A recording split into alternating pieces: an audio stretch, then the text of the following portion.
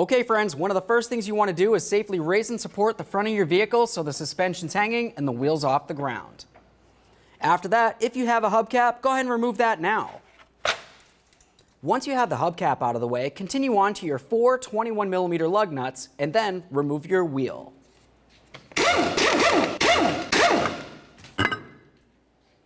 Now that we have the wheel off of there, let's move along to removing our front strut.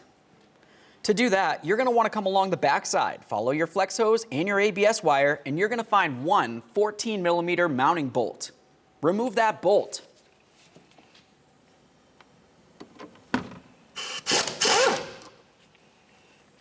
Inspect your hardware as you remove it. Now we're going to reach along the back here and we're going to start separating the flex hose and the ABS wire from the backside of the strut.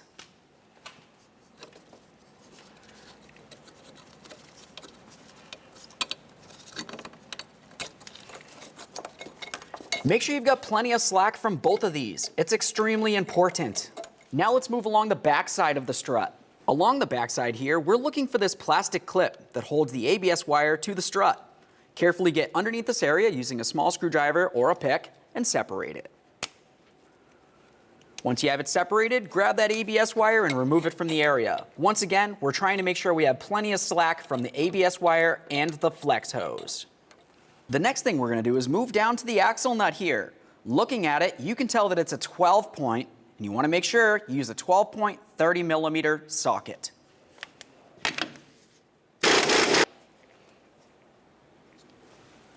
Now let's use a hammer and punch, give this a loving bonk to break it free. Now let's make our way over to the tie rod end. Typically, you're going to find that you have some sort of locking cotter pin. Remove that, and then remove your mounting nut.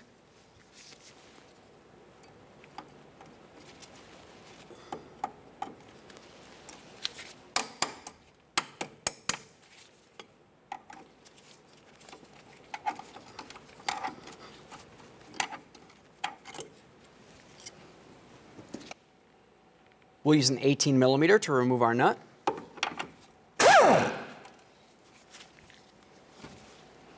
Give it a quick inspection. Now I'm going to take that mounting nut and start it on a few threads. The next thing we need to do is break our tie rod end free from the knuckle. When you do this, be extremely careful not to damage the stud of the tie rod or the protective boot on the other end of the tie rod.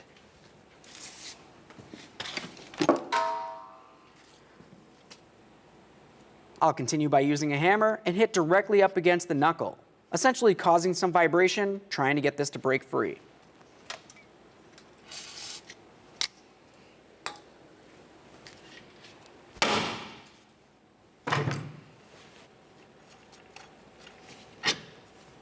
Remove your tie rod. Now you can spin this as needed. Now we can continue on by removing the caliper from the area. You don't need to touch the caliper slider bolts, but if you move a little bit further inboard, you're going to find that you have two 17mm bolts that hold the entire caliper bracket to the knuckle itself. Remove the pair.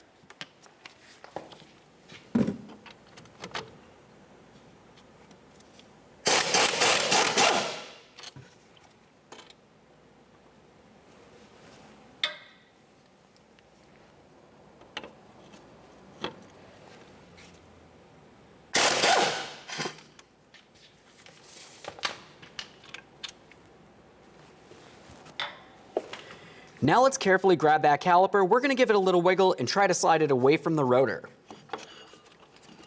While you have it apart, take a quick look at your brake pads. If it looks like they need to be replaced, it's a good time to do it.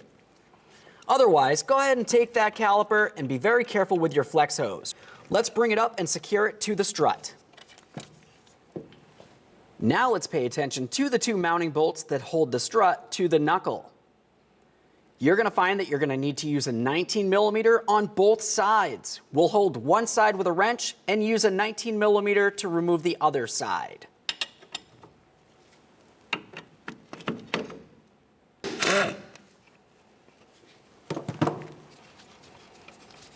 Typically, I like to remove the nut, but I'll leave the bolt in there until I fully remove the other one.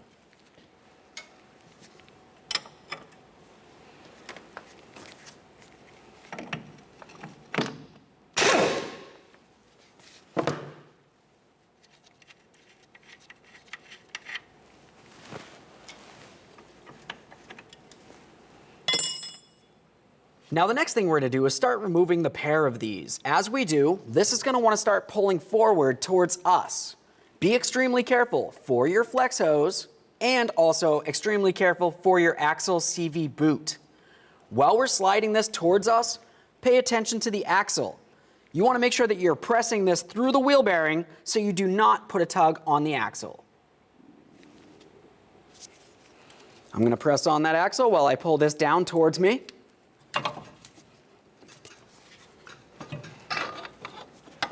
Now we'll carefully slide the axle out of the area.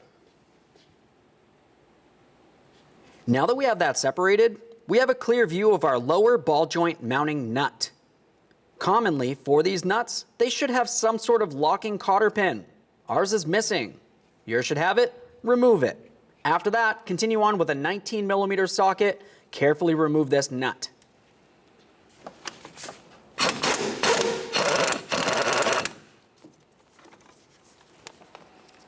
Once you have it off of there, continue on by starting it on a few threads. Now let's spray this area with some penetrant. Now at this point, you'd want to continue on by breaking this free. But before we do, I want you to pay attention to your ABS wire. You don't necessarily need to disconnect the ABS wire, assuming you have something that you can wrap around the strut up high, so that way there, when we do remove the knuckle from the area, you can safely hang it and put no pressure on your ABS wire. Now to separate this, there's several ways you can do it. For me, I'm going to use a hammer and a pickle fork. We'll carefully slide this in between the lower control arm and the knuckle. While we're doing it, be extremely careful not to damage your brake rotor.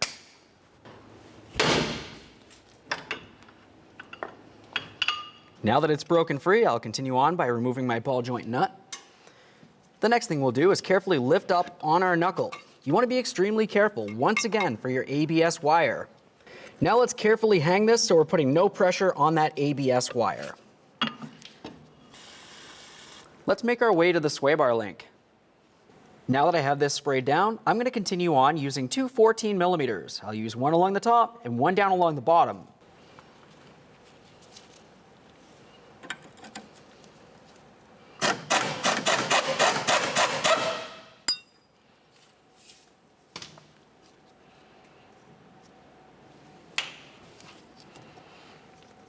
We'll remove our washer and our rubber bushing. Now we're going to carefully start driving this down and out. As we do, we'll continue removing each piece along the way.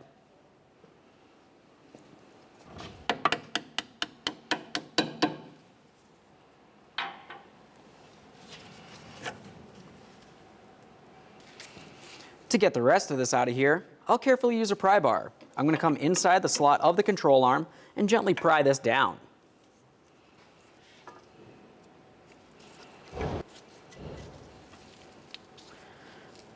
Once you have all the parts for your sway bar link removed, continue on by inspecting it.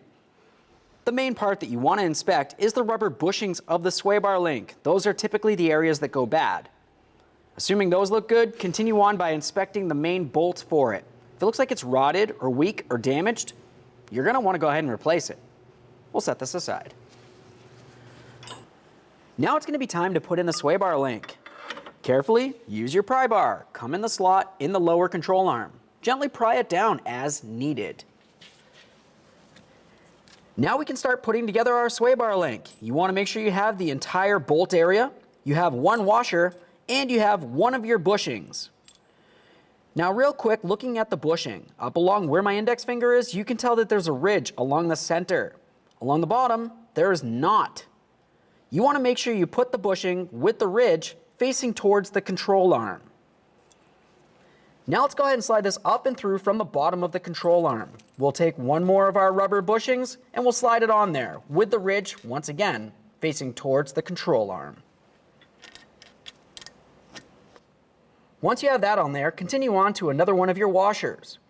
We want to make sure we have it beveled towards the bushing. Continue on with your spacer.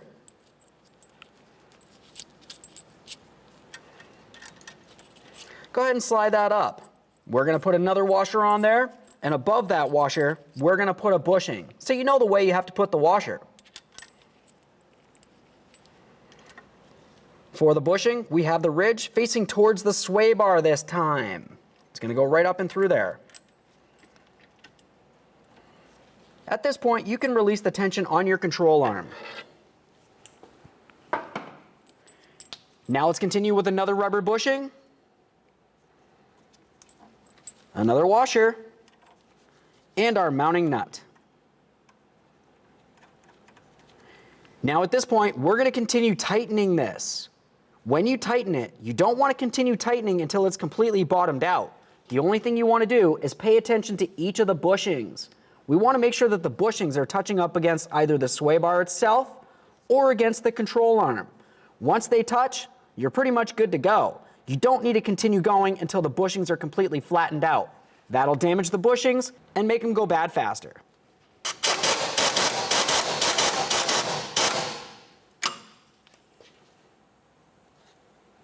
Inspect all of the bushings. Make sure they're touching as required. Now we can take that knuckle and we'll slide it right over the ball joint stud. Once you have it slid down on there, go ahead and pull it aside. We'll continue on by starting on our ball joint nut, bottom it out, and then torque it to 72 foot-pounds. Now we can bottom out this nut and then we'll torque it to 72 foot-pounds. Now as we go to torque this, you're going to find that the knuckle is going to want to spin on you. We'll continue on by using a screwdriver through one of these holes.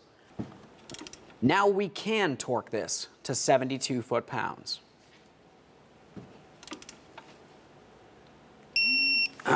There we go. The next thing you want to do is pay attention to the stud of the ball joint. Looking at it, you're going to find that it has a hole, making its way all the way through the center. Looking at the ball joint nut, you can tell it's a slotted nut. What we need to do is line up the slot with the corresponding hole in the stud. If for some reason it is not lined up, continue tightening until the very next slot does. Now we can install our locking cotter pin.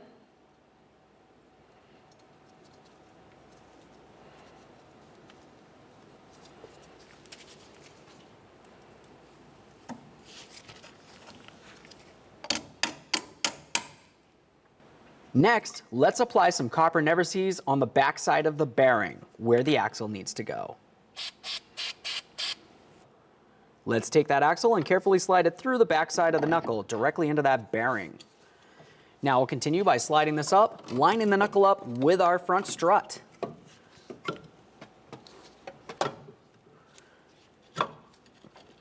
Once you get that together, the next thing you want to do is line up your mounting bolt holes. Sometimes you need to adjust the suspension by either raising or lowering the control arm as needed.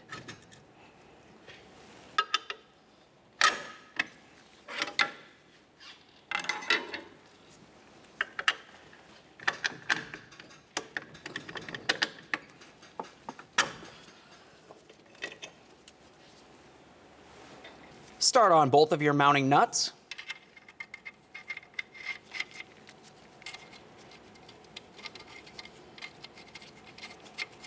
Once you have them both started, bottom them out and then torque each of these to 97 foot-pounds.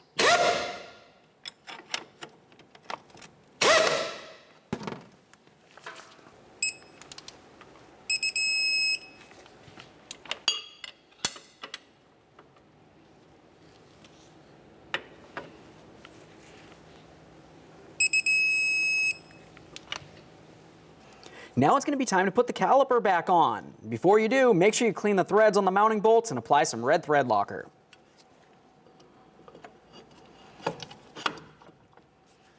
We'll start in each of our mounting bolts and bottom them out.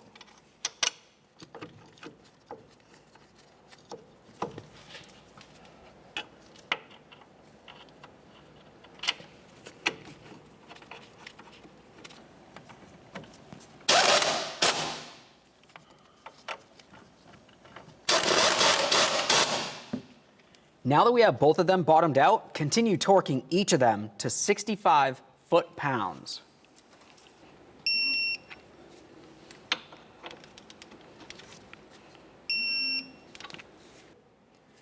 Now we're going to move along to this area along the back of the strut. Take the flex hose and pull it up towards the strut. Next, we're going to grab onto the ABS wire. Looking at the bracket, along the top you have a hook, and along the bottom you have a lower little piton. That lines up with this slot right here, and then you just roll it into the proper position. As you can tell, the bolt hole lines up perfectly. Now you can take your flex hose, slide it down into the upper slot, and line up that bolt hole as well. Once all 3 bolt holes are lined up, continue on with your mounting bolt. For this, you never want to use thread locker, but you can use a little bit of copper never seize. Snug it up. Give it a wiggle to make sure it's completely secure. Go ahead and reattach your ABS wire. Squeeze that in, listen for a click, make sure it's secure. Now it's time to reattach our outer tie rod to the steering knuckle. Go ahead and carefully slide it into the proper position. Start your mounting nut on there, bottom it out, and then we're going to torque this to 36 foot-pounds.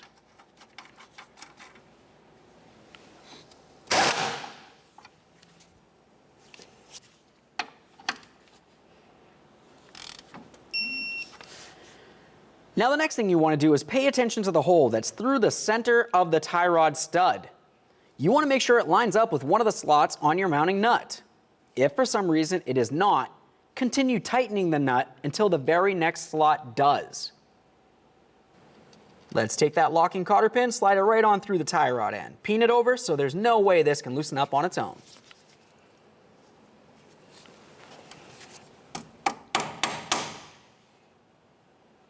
The next thing we're going to do is continue on by putting on our axle nut. As we put it on, you want to make sure you turn it on by hand as far as you can, bottom it out, and then we're going to torque it to manufacturer's specification. Now the next thing you want to do is carefully get the wheel closer to the ground. You'll notice I put a pry bar going across my lug studs diagonally all the way to the ground. The reason for that is because I need to prevent this whole thing from spinning while I torque my axle nut. With that said, we're going to torque the axle nut to 159 foot-pounds.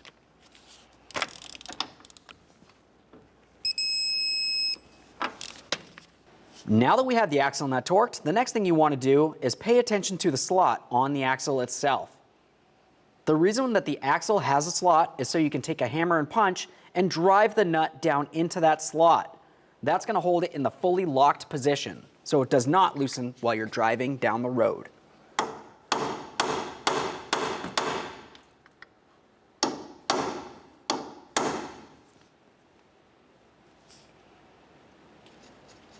Go ahead and remove that safety lug nut.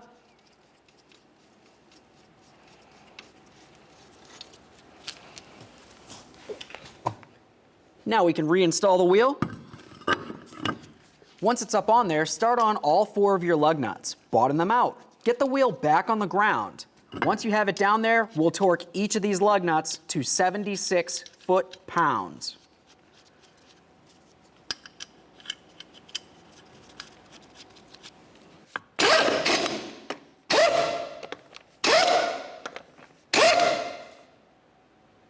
Now with the wheel safely back down on the ground, we can continue torquing each of these lug nuts to 76 foot-pounds in a crisscross manner.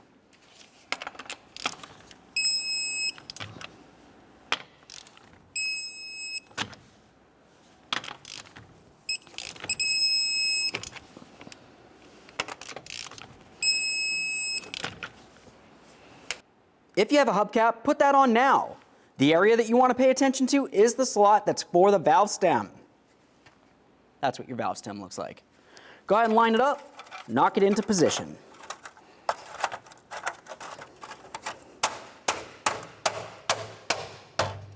Make sure it's completely secured so it does not fall off while you're driving down the road.